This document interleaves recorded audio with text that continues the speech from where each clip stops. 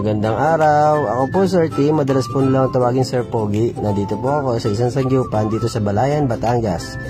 Dahil tapos ng school year, kami pong mga teaching and non-teaching personnel ay nagsama-sama para makapag-banding naman po. Yan po mahabang lamesa ng buffet ng sangyup. Hindi ngayon lang po makakain ng sangyup kaya hindi ko po alam paano kumuha po dito. O ubos ng fried chicken. Ay ma'am. Yan po ang aking kumpare Leandro Duman. Siya po nakasayin na magluto sa aming lamesa. Yan, nagluluto na rin po ang aking mga kasamang guro dyan. Nakain na rin po ang iba.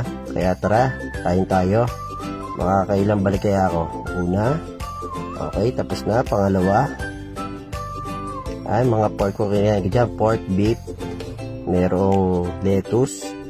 Merong mga patatas na maliit. Merong para mga fishball. Merong mga down-down kung ano-ano. At iba't ibang mga gulay. Meron rin po maanghang na kulay pula. Hindi ko po alam ang tawag doon. Tapos na po kumain ang aking mga kasamahan. Ako ay tapos na rin. Yan po ang aking mga kasamahan sa iba't ibang grade. Sa ibang araw, babaltaan ko po ulit kayo. Paalam!